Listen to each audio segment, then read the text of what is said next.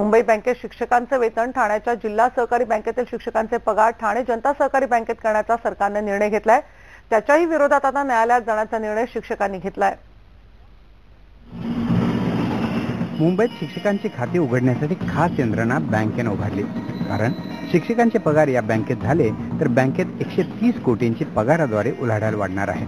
तर दुसऱ्या बाजूला सरकारही तेवढ्याच वेगाने आदेश काढत सुटले, जेणेकरून शिक्षकांचे पगार मुंबई बँकेकडे लवकर वळवता येतील। त्यासाठी शिक्षण उपसंचालकाने परिपत्रक काढून मुख्याध्यापकांनाही ही खाती तात्काळ उघडण्याचे आदेश दिलेत। मात्र सरकारची ही दादागिरी असल्याचा आरोप शिक्षक संघटनांनी केलाय।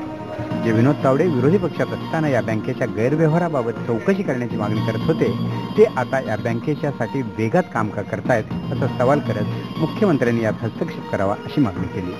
माननीय मुख्यमंत्र्यांनी यात हस्तक्षेप केला पाहिजे। ते कोणत्या दडपणाखाली हा निर्णय मान्य करतात मला माहीत नाही, पण हा अत्यंत घातक निर्णय आहे आणि शिक्षकांची फसवणूक करणार आहे आणि भ्रष्टाचाराला पाठीशी घालणार आहे असा निर्णय। यापूर्वी नागपूर, वर्धा आणि नाशिक या बँका बुडाल्यानंतर शिक्षकांचे पगार बुडालेत। त्यामुळे ज्या बँकांवर गैरकारभाराचे आरोप आहेत त्या बँकेत शिक्षकांचे पगार करू नयेत अशी भूमिका शिक्षक संघटनांची आहे। तर बँकेची स्थिती भक्कम असल्याचा दावा बँकेच्या अध्यक्षांनी केला आहे। आमची आर्थिकदृष्ट्या अत्यंत संपन्न अशी बँक आहे।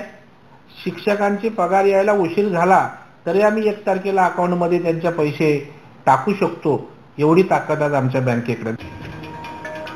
एकीकडे मुंबई जिल्हा मध्यवर्ती बँकेत शिक्षकांचे पगार करण्यासाठी सरकार आदेश काढते, तर दुसरीकडे ठाणे जिल्हा मध्यवर्ती सहकारी बँकेतले शिक्षकांचे पगार TJSP बँकेकडे वळवण्याचा निर्णय सरकारने घेतला आहे। त्याविरोधात आता शिक्षकांनी न्यायालयाचे दरवाजे ठोठावण्याचा निर्णय घेतला आहे। या निर्णयाचा आम्ही निषेध करतोय। आम्हाला हा निर्णय अजिबात मान्य नाहीये।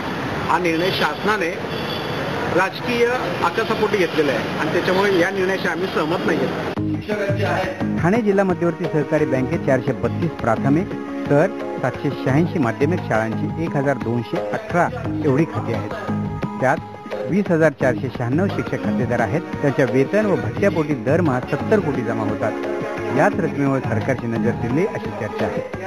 केंद्रीय अर्थमंत्री म्हणतात राष्ट्रीयकृत बँकांमध्ये व्यवहार करा, ना की सहकारी बँकांमध्ये।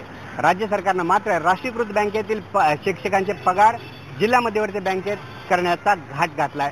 तर दुसरीकडे ठाण्यातल्या जिल्हा मध्यवर्ती बँकेतले शिक्षकांचे पगार TJSP मध्ये देण्याचा सरकारने निर्णय घेतला। यातून हे स्पष्ट होत आहे सरकार आपल्याच निर्णयांमध्ये विसंगतीनं काम करत आहे।